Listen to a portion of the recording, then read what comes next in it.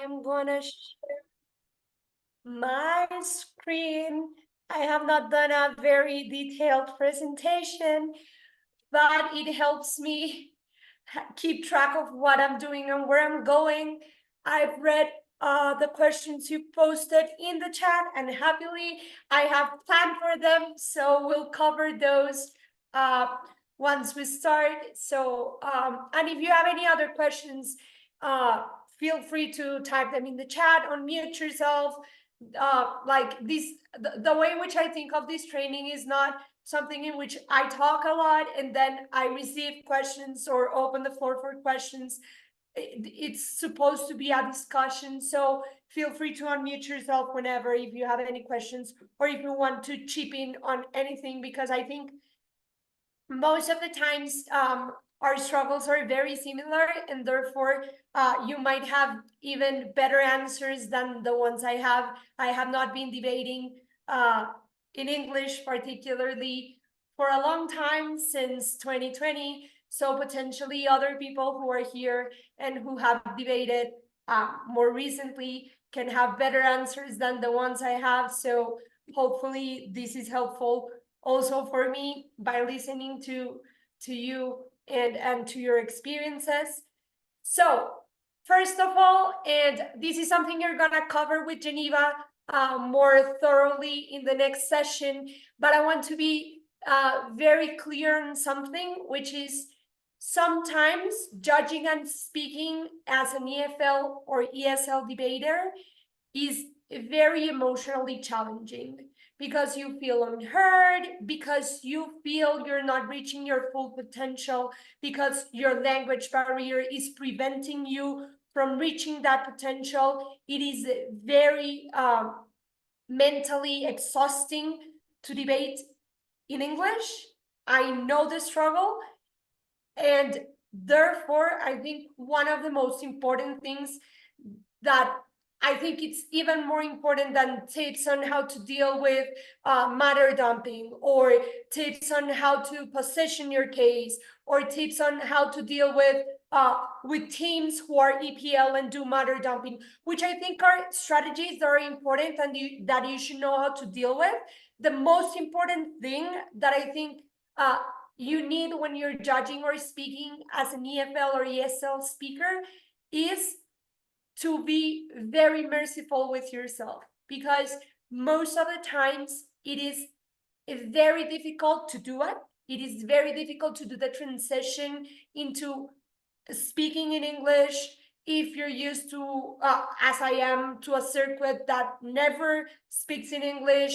If you're used to debating in another language, doing that transition is very difficult, and sometimes it is normal for you to do not perform as well as you would do in your main language. It is perfectly normal, but sometimes we do not let ourselves take the fall, and sometimes we are the ones who are the worst judges for ourselves. We are the most the most harmful with the way we think, with the way we engage with our experience.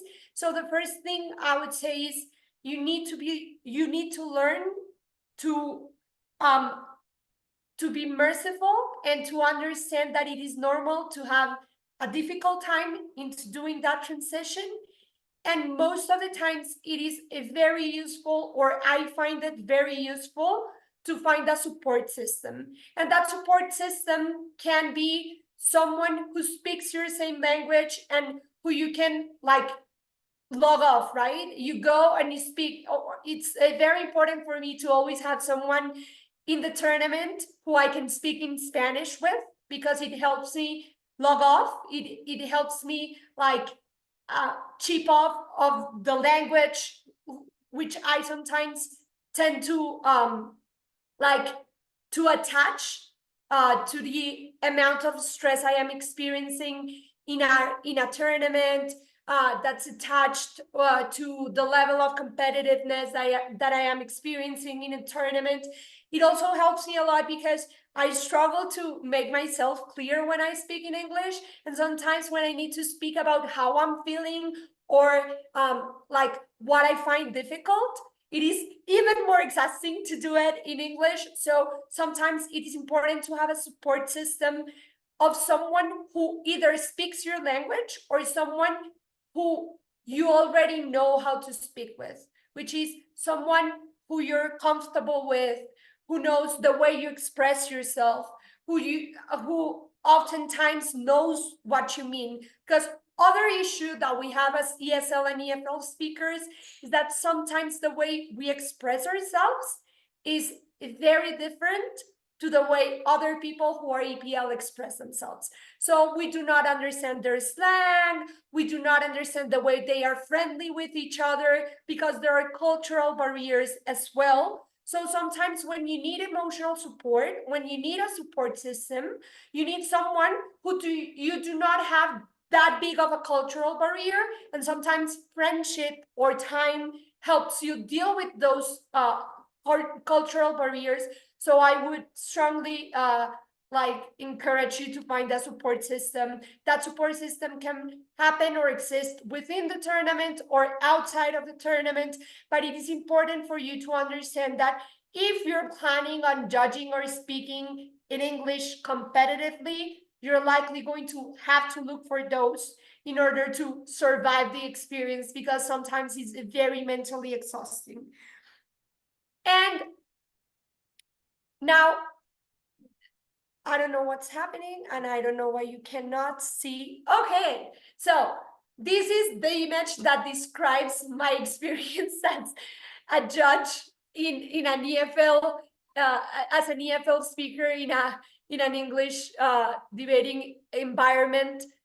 It is normal for you to feel that you sound stupid. Most of the times you aren't. So do not compare yourself to what you would have been able to do in your main language, because it is normal not to do it. It is normal not to be as intelligent as you would in your main language, but the fact that you are like 80% of the intelligence you are in your main language in a second language is completely amazing, and you should reward yourself for that. And I am sure the people you're engaging with is rewarding you for that. It is not the fact that most of the people that you engage with in a debating environment is not cognizant of the fact that you're struggling. Most of the times they are, and most of the times they acknowledge the amount of effort you're doing. And sometimes you need to remind yourself of that, because look, as debaters and as judges and as people who do BP in general, we are very good at whatever we do. We are good in our uni, we're good at work, we have the best grades, and we are used to not failing. And then you do a transition into speaking another language and dealing with other people who are as great as you, and now you're not the only one who's great, and your ego struggles, and it's normal for your ego to struggle. So sometimes reminding yourself that that is not as important is super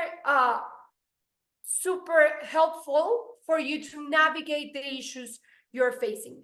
The last thing I want to cover before going through things that I think are helpful when debating and when judging is do not compare yourself to others.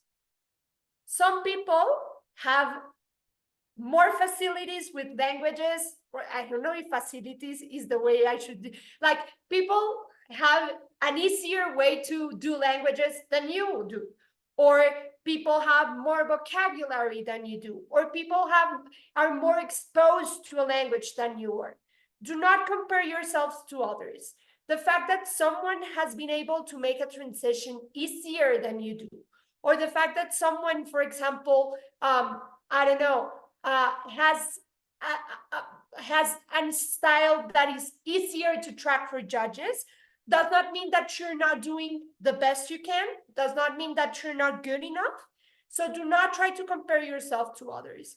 One of the things that I despise about doing the transition is that most of the times what you're told when you're doing the transition is, look for other ESL or EFL speakers and see what they're doing and do the same. This is the worst thing that you can do. Do not do it. Because number one, you do not know what are their strengths, because likely their style answers to their strengths. I would not be able, for example, I admire Milos. Milos is marvelous. I would not be able to emulate the style Milos has, because I myself struggle a lot when I do not find the adequate word. I struggle a lot when describing things, right? So you see Milos, when Milos doesn't know a word, he's able to fastly describe what he wants to talk about. I do not have that ability. If I were to emulate Milos' style, I would die. I would not be able to find the words. I would not be able to find the vocabulary. I would not be able to do a lot of stuff that he does. But I myself have other strengths. For example, I don't know, I am better with structure. I am better with flagging things in terms of how I am doing the transitions with my speech. So perhaps finding someone that's good, that's ESL, and that's good at transitions is a better way in which I can train better into doing the transition. But the first thing you need to do is not find someone and say, I want to make my style look like this person, but look for the strengths you already have and try to emulate someone that has similar strengths as you. Do not try to just emulate someone by the fact that they are also ESL as you and they have been successful. It is likely that that is not going to be the best road to success in reality. So those are my key points before starting. I think the most crucial thing you need is like to be calm and to have patience with yourself, because it is difficult. I understand.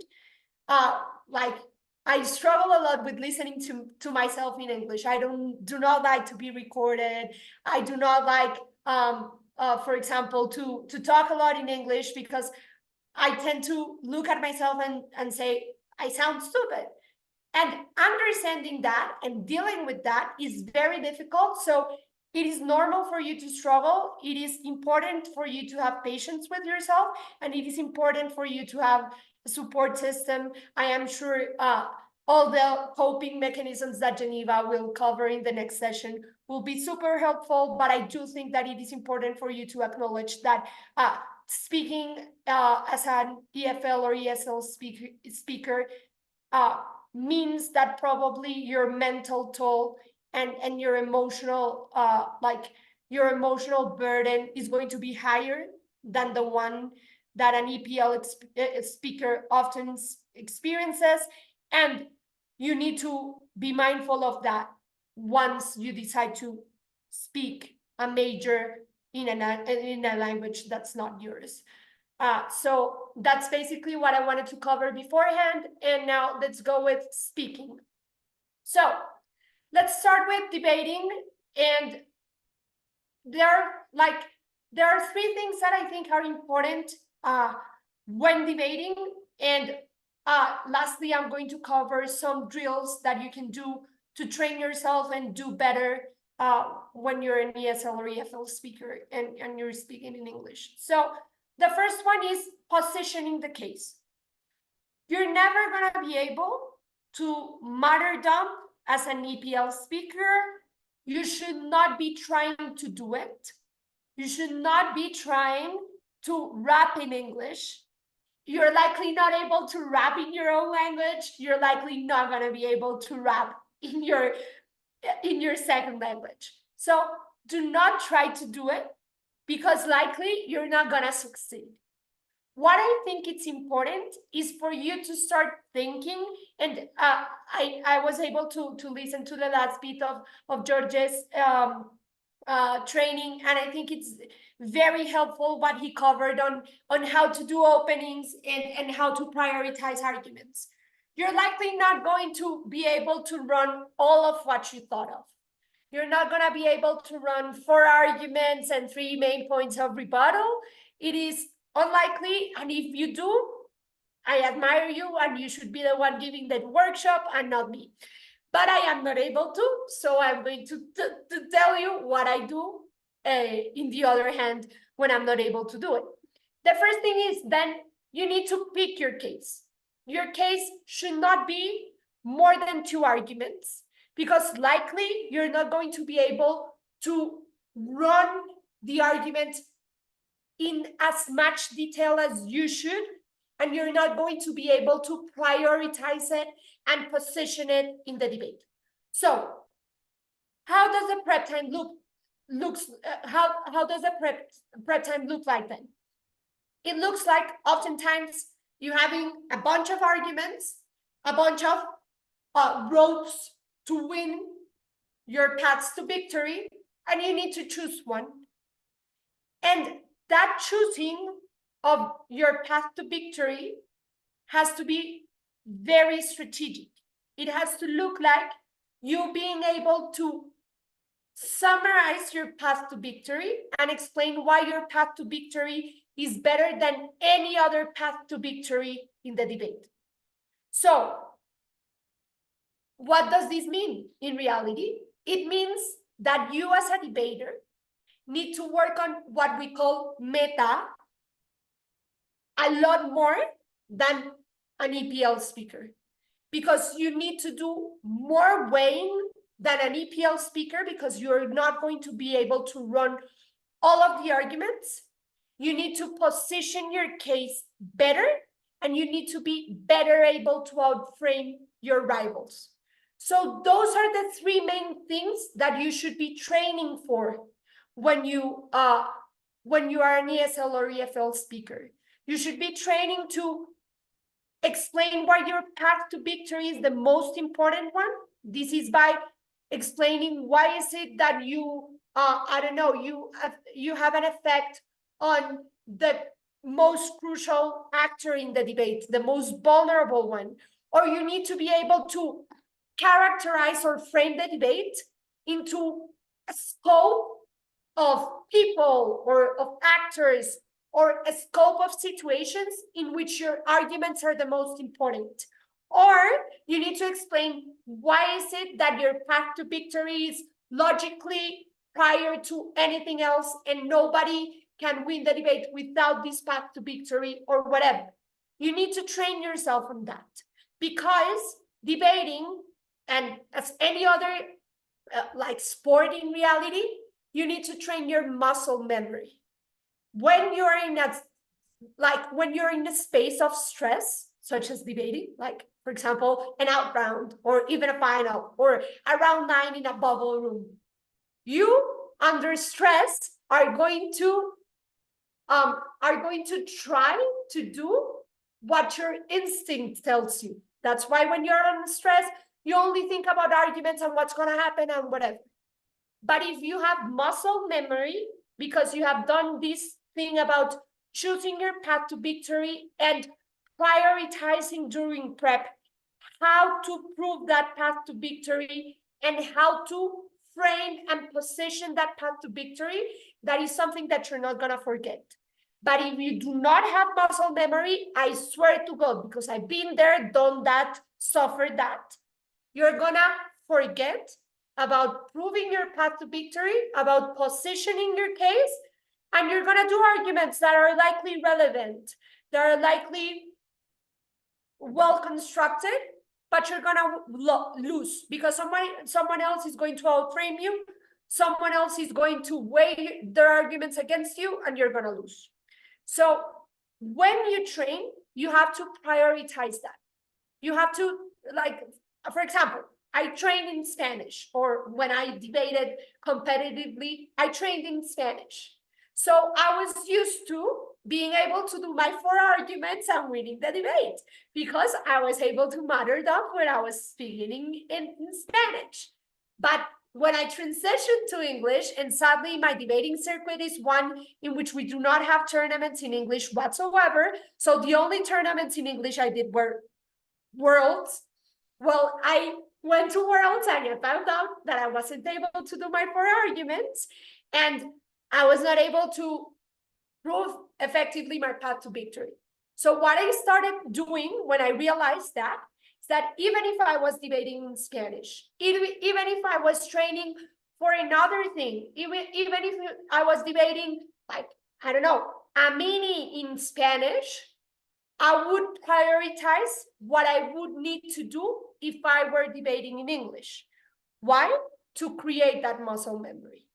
And that's something that you need to do always in order for you to, when you're in times of fight or flight, that you resort to the things you need to do when you're an EFL or ESL speaker. Second thing that I think it's important for you to do to position your case better. If you see, most of the ESL or EFL speakers who are very successful are very good at entering their case into the debate. This is at explaining how is it that their case is going to contribute to the round, what are the impacts that their case is going to bring to the debate, or why is it that their case is more aligned to the motion than the case of the other side. So they are very good at outframing teams and framing themselves into the debate. This is something that you need to learn to do, and you need to learn to do in terms of reading the debate and being able to insert adequately yourself into the debate, but secondly, into doing it with word economy and into doing it in a short amount of time. How do I train for this, for example? I train for this in 2 ways. The first one is by listening to a whole case. This is 7 minutes of PM and 7 minutes of DPM. And then I, summarize the case in terms of what are their bottom lines. And this also helps if you want to be a better judge, or not a better judge, but explain yourself better in a shorter amount of time. So you take the whole case and you need to explain what's the case about, what's the gist of the case, the bottom line of the case in 1 minute. You need to do it, and you are going to have someone else, your partner or your coach, whoever, listening to you and telling you if you're doing good, if you're caught, if you were actually able to call to get the gist of the case and to adequately summarize it. Once you're able to do that, I do it in terms of, or when I train my babies, I do it in terms of doing it in terms of skill. So I give them first 3 minutes to summarize the case, then I give them 1.5 minutes, and then I give them 30 seconds. If you train yourself on this, it is going to be easier for you in the future to be able to explain what is the other team proving in the debate and how you're going to enter. So that is the second part of the drill that I do with my babies. They have been able to build the case against the team that they are watching, and what they are going to do is explain what is team A trying to do, and why is it that what they're going to do is either better or answers effectively to what they're saying, or if they need to outframe the other team, they are going to do it. Other thing that I do, but I do it because I train other people, is I look for debates in which I see ESL speakers doing this effectively. So for example, if you want to look at debates in which EFL speakers or ESL speakers do this effectively, I would advise you to look for debates of Tim Puljic, which he does this wonderfully. Rumen Marinov does this wonderfully. Any debater from Israel, Hadar, I don't know, Dan eventually, but we do not watch videos of Dan because we will never be Dan. But you can watch them to see who we want to become, but we will never be able to become. But you can watch Dan as well, other ESL speakers that do this effectively, so that you can do all the whole exercise. This is explaining the gist of the case, explaining how your case enters into the debate or outframe the team, and then listen to how they did it and see what they are doing and what you are doing to see what's the barrier or what's the gap between what you're executing and what another ESL speaker is executing, so that you can see what you need to work on. Second thing that I think it's important when we debate is, I'm gonna see the question. Dan Lahab, always Dan Lahab.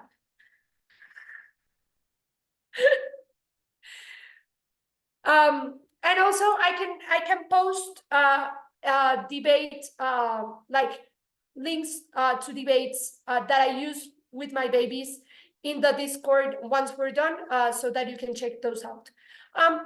Second thing that I think it's important on debating when you're ESL or EFL is clarity. Look, I might be very harsh on this, but I am the most hand-holding person when I debate in English, because it gives me peace that I did as much as I could, but secondly, it gives me peace on that I am being clear enough and that I am proving my case enough. So I am super hand-holding. I flag my things in terms of, I am going to give you 3 mechanisms. Number 1, number 2, number 3. This helps you in 2 ways.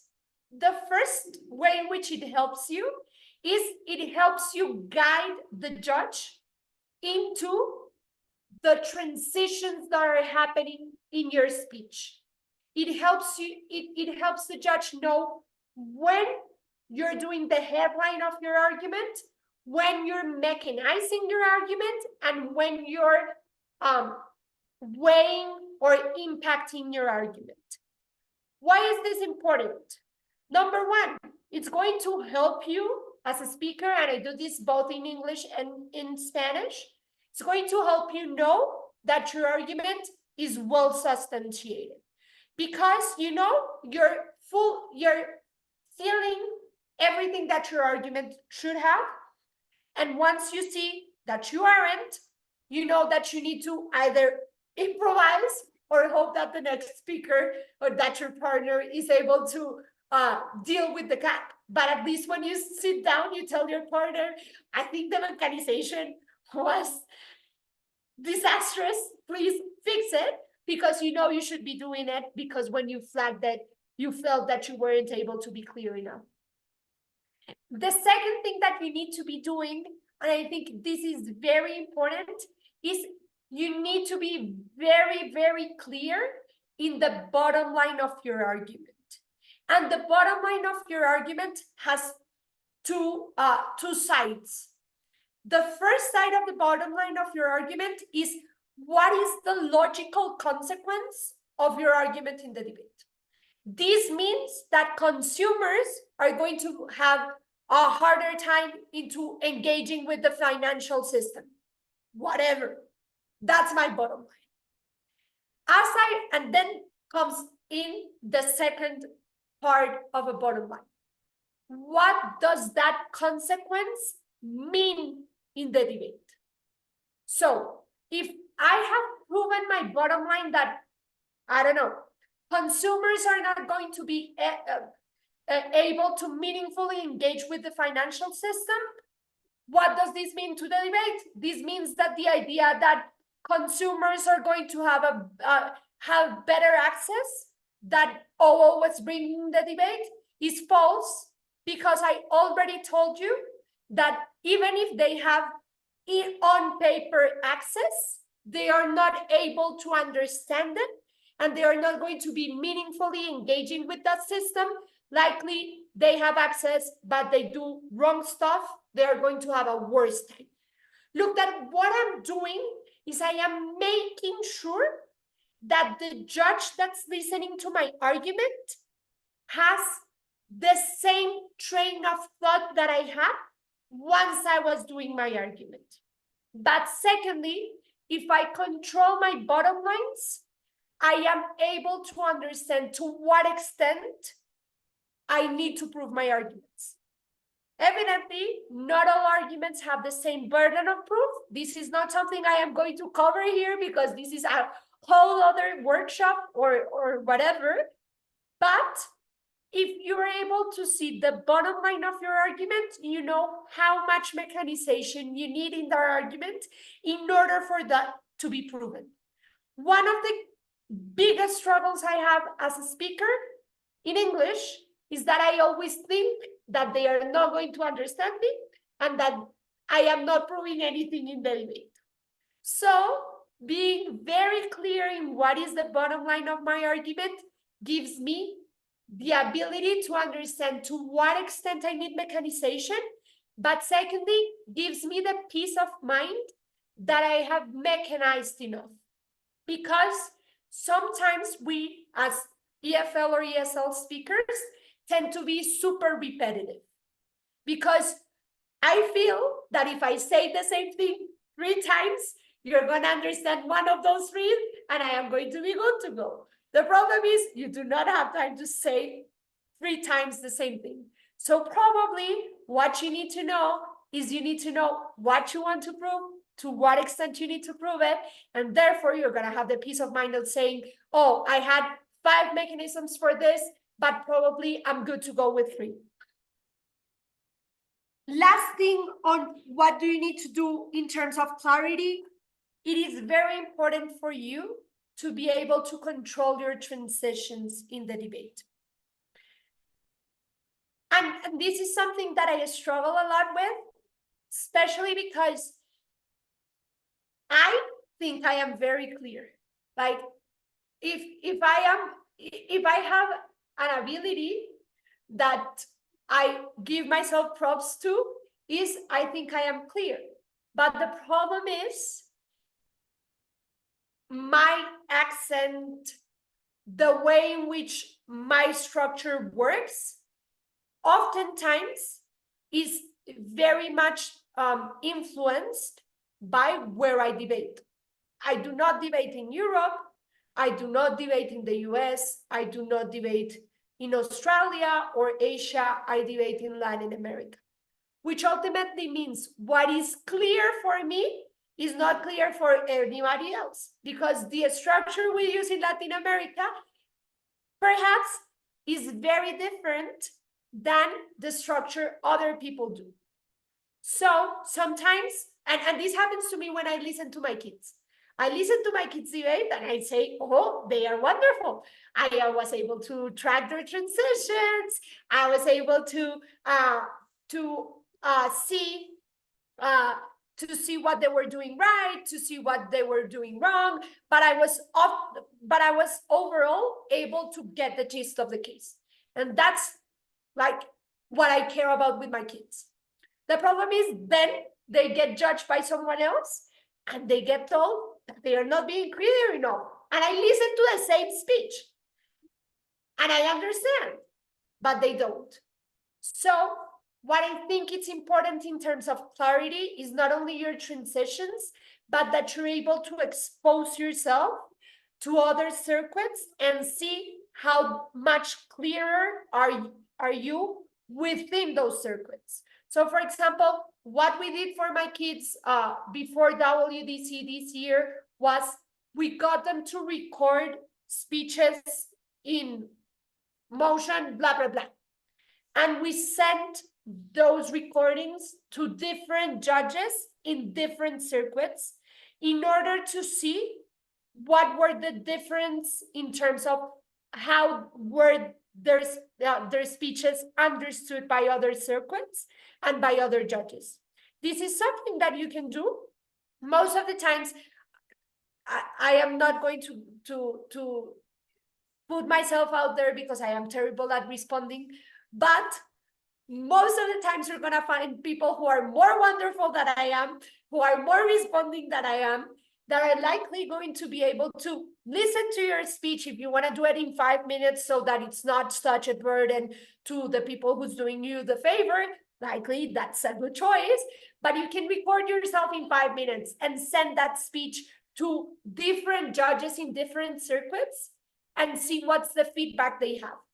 But if, and that leads me to the third point here, if you're doing this, what I advise you to do, and what I always advise people on doing when looking for feedback, is do not just send your speech and expect for good feedback. Because the way in which I engage with your speech is different from what you're looking for in that feedback. So what I would advise for you to do is to send that speech and to directly ask, number one, do you think my transitions are clear? Do you see the bottom lines are clear? Do you think the amount of mechanization is enough to prove my point? What are your main pointers in these three things? What could I do to get better? Because if you're doing or sending those speeches to judges in order to get better on clarity, you do not want feedback on what's more strategic, or you do not want feedback in terms of engagement, or you do not want feedback in terms of case building. Perhaps if you wanted feedback on that as well, you should ask, oh, do you think this is the most strategic case to run in this motion? Or do you think the case building is adequate? Do you think the prioritization between arguments is adequate? Do you think my time management is adequate? Whatever. But directly ask for the questions, because if not, you're gonna get a generic answer. And you're not gonna get a generic answer because the person you ask for feedback from is a bad person or does not want to give you feedback. It is because they don't know what you're looking for. And then if you ask for questions, direct questions, you're likely gonna get better answers. Last thing on drills beforehand, because I covered most of them briefly beforehand. There was a question in the chat in terms of what to do, and this is something I also struggle a lot with, what to do when I am speaking against someone who martyrdoms a lot, who martyrdoms in terms of they speak very, very fast, they give a lot of arguments at the same time, or they have just one argument but have 15 pieces of mechanization or 15 pieces of framing, and you get like, what am I supposed to do with this? The first thing I wanna say is, you're not obligated to answer to every piece of mechanization a team is giving. So ultimately, do not force yourself to take notes of every piece of mechanization you're given, because sometimes we as ESL and EFL speakers tend to prioritize taking notes rather than listening. Worst idea ever. You're gonna end up with a paper that's filled with words that you do not even remember what they meant, that you do not even remember what they were for in the debate. So if you need to take your time, the importance or the important thing that you need to have is two things in your note-taking. The logic of the argument, which is the mechanisms. Look, most of the times, and if not, I am very sorry, and probably this person needs to win the debate, and props to them. Most of the times, if people have more than 5 mechanisms, most of them are going to be the same thing. It's likely, it is in most of the cases the situation, so do not force yourself to listen to that. Most of the times, most of the mechanisms deal with the same logic, which is, I don't know, for example, let's go with the same example about engaging with the financial system. So I can explain why people do not meaningfully engage with the financial system for many reasons. A, because of technicalities in the system that makes it very difficult to understand. B, because the people who work in the financial system do not have an incentive for you to understand all of the rules behind a contract or behind getting a debit or credit card, because they want you to get it and they want you to run into the traps they have built for you. Three, you do not meaningfully engage because you do not have time. Four, because you do not meaningfully engage because potentially the way in which they do merchandising and they do marketing leads you to believe that most of the people do not have issues with this. This is something that is simple. This is something that you can do in 3-4 minutes. Likely, that means that you do not think that this is something very complex. You do not understand the complexities of it, but it works for you. You do not look too much into it. You just pay. I can deal with the 4 mechanisms, or I can deal with the logic, which is the system is complex and you do not have the abilities to meaningfully engage with it. I have given 4 mechanisms that explain the same thing. The logic is the same. So your notes should not reflect the 4 mechanisms necessarily. If you're having issues tracking, your notes should get the logic of the argument, which is system very complex, people do not understand that, and therefore they make mistakes. That is the logic of the argument. Second thing that your notes should reflect, the way in which that argument is impacted and weighed in the debate. So this is important because people lose their savings. This is important because banks are predatory and they're giving a social service to people, and therefore they should do well to people. And this is the most important factor in the debate. Why? Because rich people are going to be rich in either side of the house. They don't care about losing money. They're likely going to have people who assess them or who help them out into their financial decisions. People who are poor don't. Therefore, they're the most important actor in the debate. I don't know. Something like that. That is what I need to reflect in my case. So if you need to listen to the whole argument in order to understand the logic behind it, it's fine.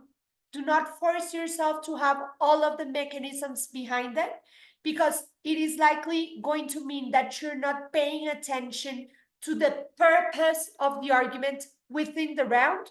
You're likely just taking into account what they are saying, but when you try to put it together, you're not going to get it as much as if you had made an effort into understanding the logic of the argument. So before running into judging, any other questions in speaking or whatever you want to chip in on?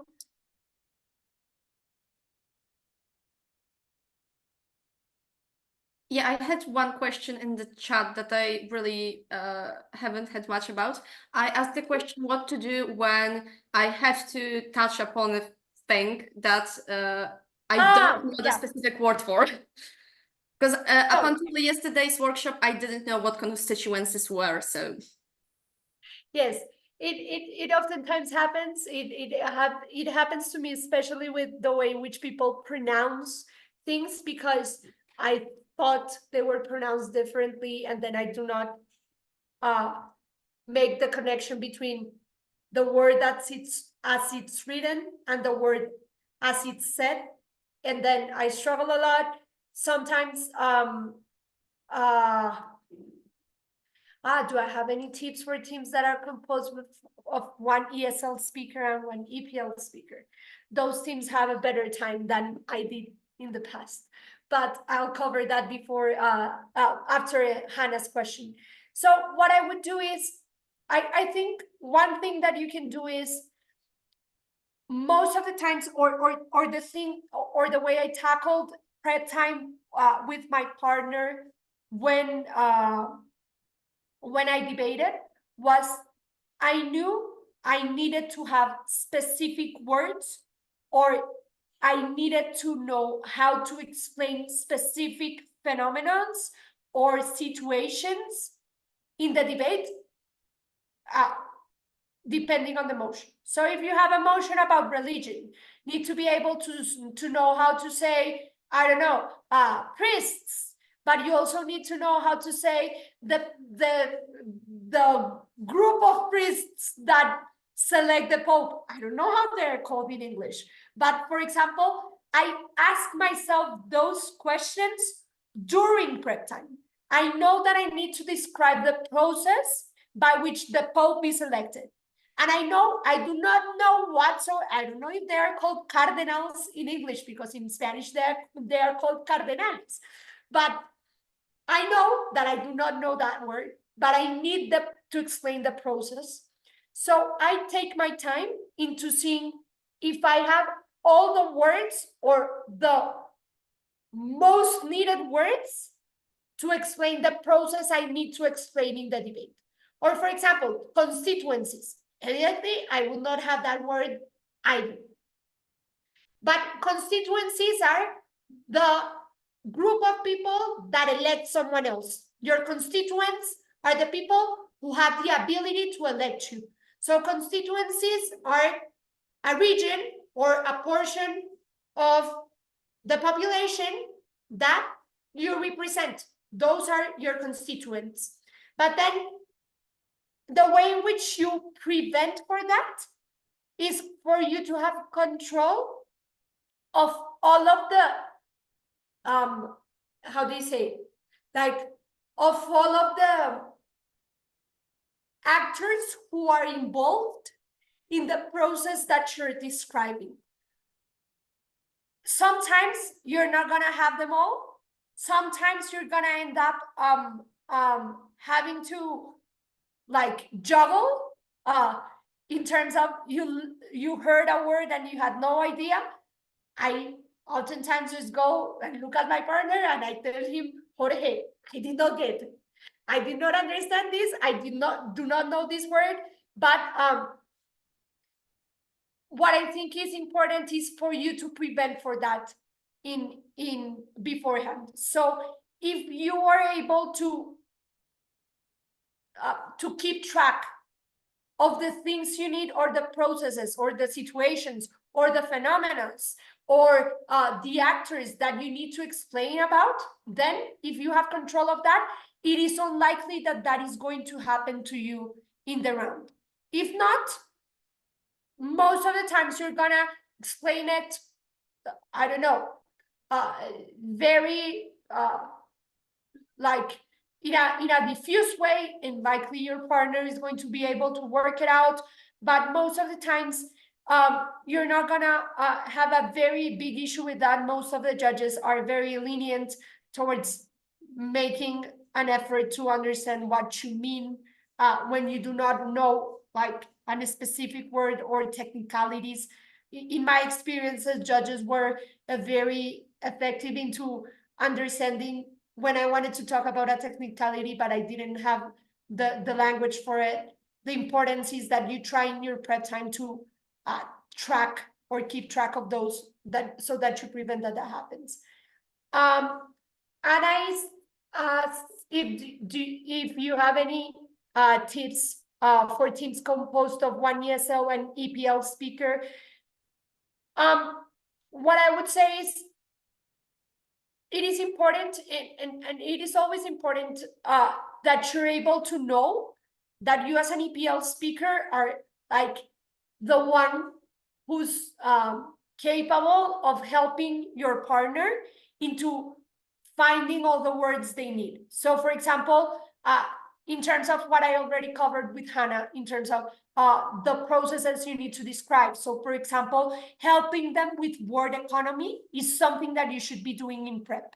So you know that, for example, you have other ways of explaining this, or a word that comprises all of the phenomena that they want to describe, or whatever. For example, I struggle a lot with grasping the idea of grassroots movements, and I do not realize that my argument has to do with grassroots movements. But my partner, when I explained the case or when I explained what I wanted to explain, he was like, "Oh, you can say just grassroots movements." So that is something that you should focus on prep time, like having those word economies built up during prep.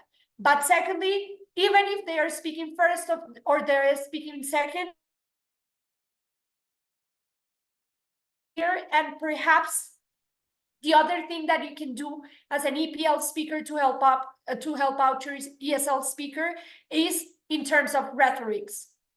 Evidently, we do not sound as beautiful as EPL speakers. We do not have the words as beautiful as ESL speakers, as EPL speakers. When I say people get their rights violated, you say people are disenfranchised, and you sound wonderfully, and I sounded stupid. So perhaps helping them with those rhetorics in terms of the impacting and in terms of inserting the case and explaining why the case is important is something that you should also be able to focus on in order to exploit your abilities or your EPL privileges within the debate, and not just you using them, but helping your ESL speaker or your ESL partner to use them as well. Okay, to what extent do you say it's productive to script explanations and responses we want to bring, and especially in closing, how and when to do that without missing any other stuff? I am all against writing your whole speech. Because if you're able to do it, you're going to become dependent on being able to do it every time. And you're not going to be able to do it every time. And as I already told you, you need muscle memory. If you have become used to having all of your explanations written down, the day you do not, you're not able to do it, you're going to fall down. And it's going to be a mess. It is better to fall down while learning how to use small notes and little information in your paper than to becoming used to having a lot of information. So, for example, I am a whip speaker. I do not use more than one piece of paper. This is a bad choice for most people, but I just have one piece of paper. And I have become used to just flagging the like the gist of the argument. So for example, people do not understand the financial system. That is the gist of the argument. And then I write what I need to do. I need to, I don't know, I need to mitigate the argument. I need to weigh the argument. And if I'm weighing the argument, I explain in terms of long term, or in terms of why is it that people not understanding is not as important as people accessing, whatever. But I have my keywords, and I am able to have the gist of the argument, what I'm gonna do with the argument, and the consequence of my rebuttal in the argument. So those are the three things I have. I do not have my whole answer written out, because likely I am not going to be able to do it in any situation. So I am not good at getting myself used to things that are not going to be sustainable in time, and that are not going to be sustainable within different debates. I would advise you to try and to literally start working on mnemotechnics, or start working on abbreviation on stuff, so that you're used to, if you see your notes and you see something in a different color. For example, I had arguments in one color, rebuttal in one color, weighing in another color. So I know that is the transition I need to do when I am speaking. I need to summarize the argument. I need to do the response, the direct response I'm looking for. And lastly, weigh the argument after the response. And also, I have my abbreviation. So, for example, I know that I need to, I don't know, for example, I know that I need to explain that the argument is way worse, that it worsens in my side of the house. So I have an abbreviation for that. And then if I need to write the logic down briefly, I do it. But I do not write down the whole speech because I am going to get used to do it. I am going to need to do it every time, and it is not a good idea. You're likely not going to be able to do it in most of the situations. So what I would advise you to do is to have those three things in your lines. But for example, I was a whip speaker. My partner was evidently a member, and he did have the positioning of the case written out. Why? Because that is something that you plan for on prep time. That is something that you can work on better, and that is likely going to remain the same with some tweaks, evidently, but it's going to remain the same because the way, for example, an extension construction looked like in our prep time was, these are the three main paths to victory. What are the ways in which we are going to position either three of them, because we do not know what opening is going to bring. And once we listen to opening, I go and tell Jorge, no, look, we're going to go with path to victory number 3. He knows how to position that. And that he had written out because he needed to have a lot of control over that. But that was something that you can do because you can prepare it during prep time. You can write down completely what is going to remain during prep time. If you need to adapt, if it's something that is going to be dependent on what other teams do in the debate, do not try to write it out completely. It is not going to work. It is not something that you should be getting used to.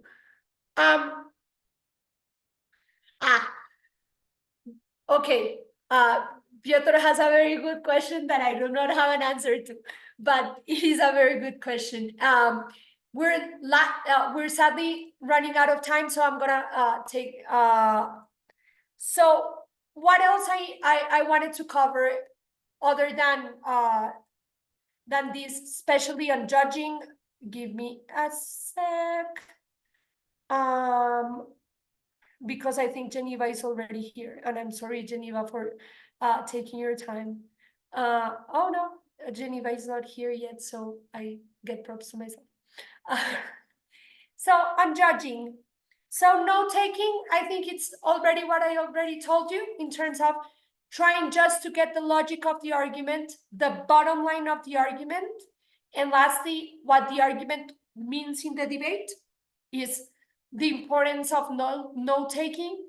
What I tend to do, and I think it's very helpful for me, is after I end up one of the comparisons, for example, you have OG and OO and they have wrapped up their cases, I write why I think, or the main points why I think OG is beating OO, or the main points of engagement.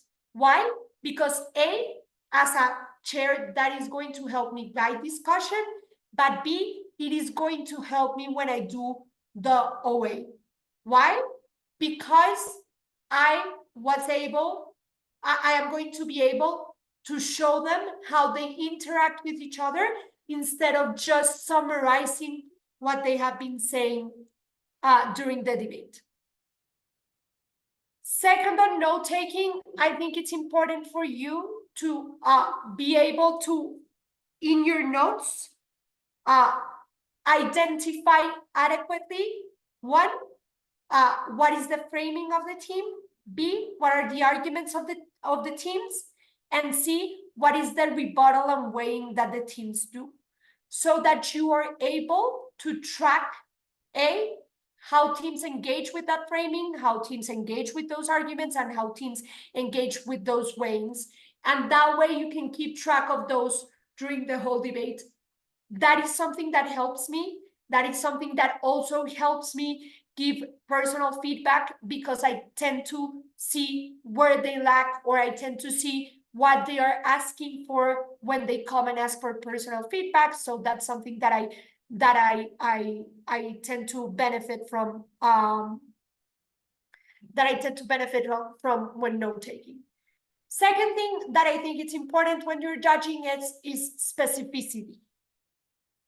Most of the times, you're gonna be able to summarize what a team says. You're gonna remember the words they used. You're gonna remember the way they explain stuff. Even if your note taking is not as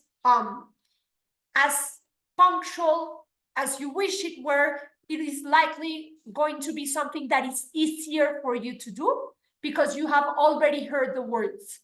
The problem exists and arises when you need to explain how teams engage with each other and why one argument beats the other, because those are the words you have not heard in the debate. Those are your elucubrations during the debate.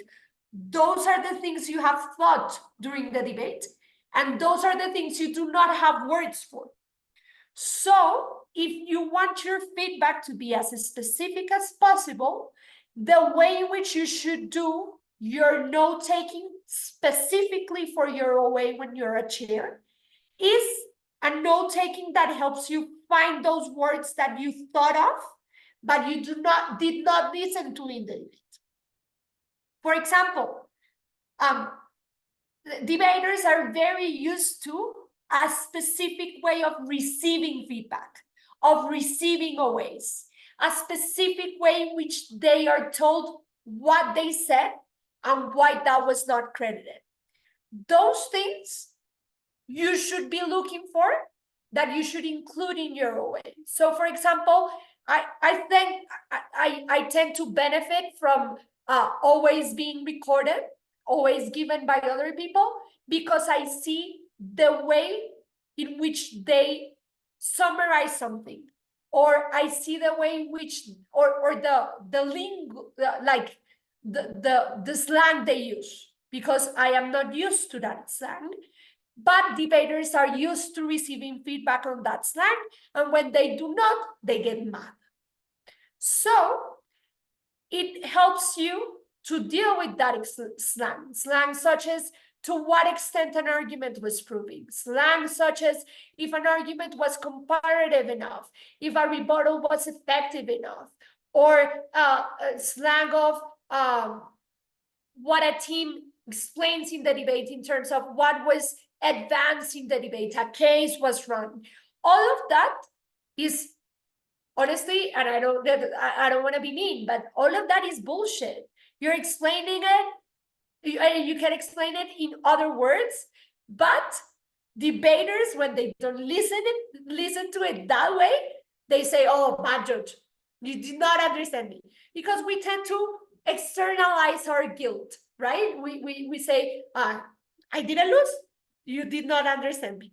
So try to reduce the gap by listening to that slang and try to acquire it for yourself in order for it to be easier for you to explain what you thought of an engagement, because most of the times that is the things that you're gonna struggle with the most. Piotr had a question in terms of what you do when you were not able to track effectively a team and how to tell them without getting mad. Look, I am all for honesty in reality. The first thing I would do is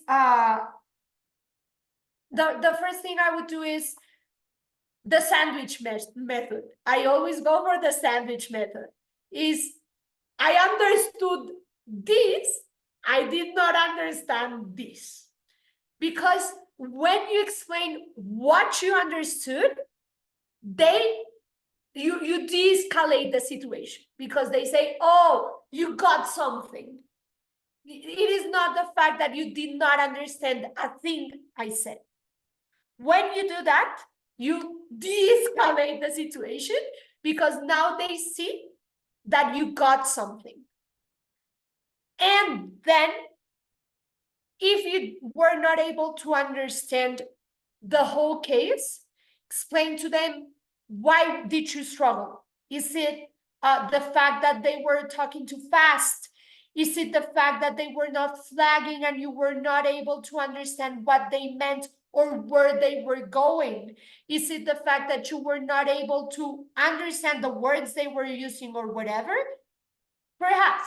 So explaining to them what you like, what you already understood, what you did not understand, and why, might be a better explanation than just saying, look, dude, I had a very hard time understanding you, and showing that you did your best. Like, look, I asked during during the liberation time, we ended up deciding or ended up getting to the conclusion that what you proved was this, and this, whatever. I think those are strategies that you can use. I see Geneva is already here, so I'm going to read the questions and try to wrap it out in 5 minutes. So, how can EPL speakers make it easier for you to track and understand their arguments? Create yeah. So I think Piotr did me a favor by answering Jeremiah's question. I think that EPL speakers should be better at doing transitions. EPL speakers are lazy sometimes into just matter dumping and hoping that you can do something with that matter dump. That is a very bad choice. So doing transitions, explaining what are the consequences of your argument, what does this mean to the debate. This is not something that is only done by ESL and EFL speakers. This is something that is adequately done by EPL speakers. I think, for example, speakers as Naomi Panovka do it a lot. They do it in a very good way. I think, for example, speakers as I don't know, Ateneo speakers do it also very well in terms of explaining the consequences of their argument. That is something that you as an EPL speaker should be doing in order for any judge, not only ESL and EFL judges, to track you better. And Hannah had a question in one additional thing on comparing yourself to others. How does one work on limiting that or reframing? Okay, Geneva, I actually think this question is more for you because I think you're gonna do a better job in support systems that I am. So because what I told them is evidently when you're ESL or EFL, one of the most important thing that you need to do is realize that your mental and emotional burden is bigger than the ones of EPL speakers. You're gonna have a lot of work to do. It is likely that you're gonna punish yourself for not doing as good as you would do in your main language. So Hannah is asking, how does one like limit the idea on comparing yourself to others and their success, how to reframe it into being better? So that's perhaps something that you can cover because I think you have better ways of doing that. And I think then that's all. I hope this was helpful, and I hope you can use this for future for future experiences. And if you're debating or judging EUDC, I wish you the best of luck, and I wish you to have a good time. Enjoy your time. You do not let competitiveness ruin your tournament. The most important thing is for you to have fun and to make friends. Do not let anything get in the way of that.